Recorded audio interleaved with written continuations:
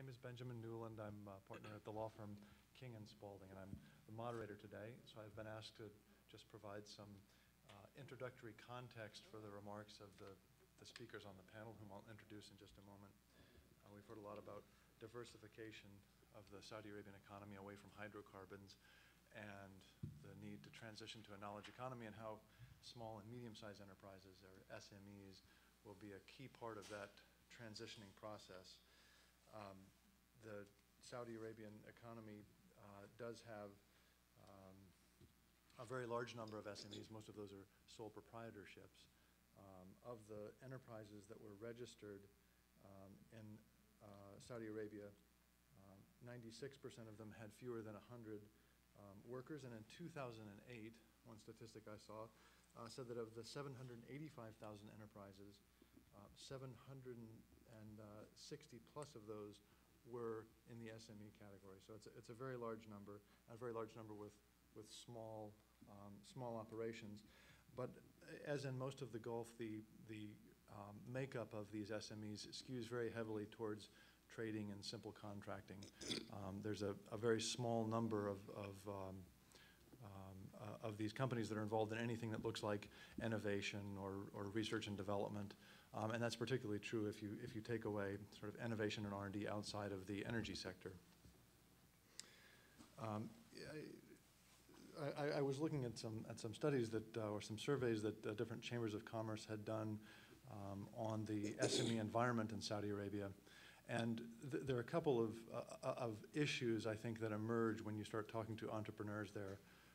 The one that seemed to resonate the most was a problem with bureaucracy and a problem with regulation and with taxation, but mostly with regulation and bureaucracy.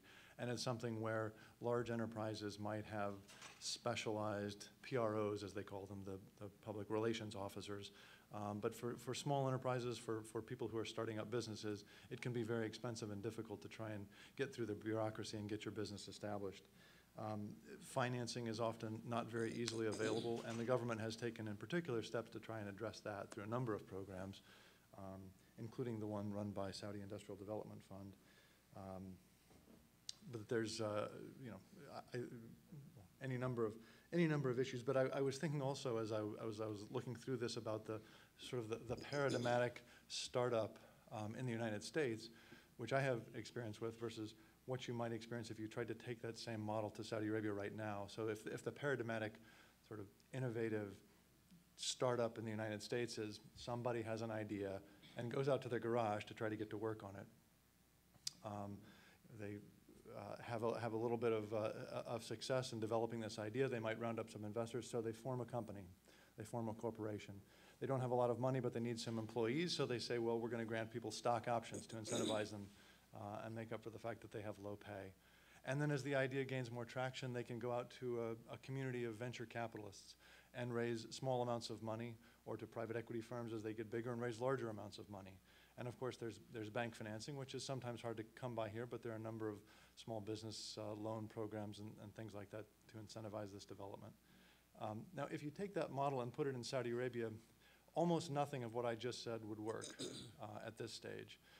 The entrepreneur, you really couldn't start a business in your garage, because you have to show a lease as part of your company formation process, and that lease usually has to be in an office space. It is possible, if you're a Saudi citizen and have one other Saudi citizen with you, to form a company, if it's an LLC, in a week or 2 weeks, as opposed to the hour or two it might take you in the United States. But it's a much more expensive and difficult undertaking. And if you have any foreign involvement or any corporate people or corporate investors coming in at that stage, it can be a 6-week process. Or if you're trying to form an actual corporation, it can be a 6-month process. So that's very difficult. Once you get formed, you don't have the ability to offer stock options. That concept doesn't exist. And once you're trying to attract equity capital, the Saudi doesn't recognize multiple classes of stock, so you don't have the same sort of options for preferred stock for investors that would guarantee that they would get a return of their investment. Now, I'm a lawyer, so these are the sort of things that I focus on, but I think it's interesting that the entrepreneurs also identify this as one of the particular challenges, and I think it points up the fact that one of the particular challenges is just identifying what's the right enabling environment. And the government of Saudi Arabia has made steps to, multiple steps, and sort of put together multiple programs that offer financing. And that's one of the things that has been a challenge for entrepreneurs, and so that's one of the difficulties.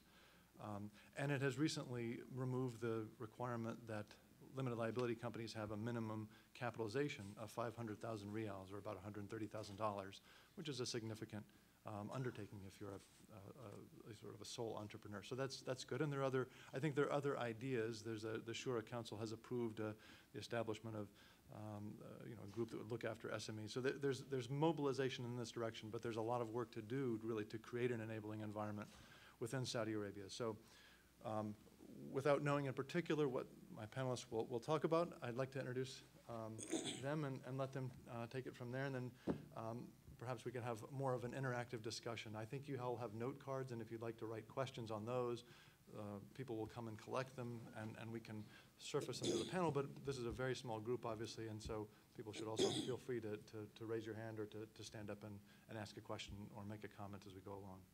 So I think we're queued up here in terms of presentations in the order in which we appear. So let me introduce everybody first, and then we can work our way down. Beside me, we have Suresh Kumar, who is Assistant Secretary and Director General for the Foreign Commercial Services at the U.S. Department of Commerce. Next to Suresh is Len Schlesinger, who is the President of Babson College and formerly the Vice Chairman of the Limited Group. Is that right? Beside Len is Mohammed Hamouda, who is the Director of the Kafala program, one of these SME loan programs at the Saudi Industrial Development Fund. And then finally, we have Dr. Omar Bakr, who is the founder and the Chief Scientist of Tirana Wireless.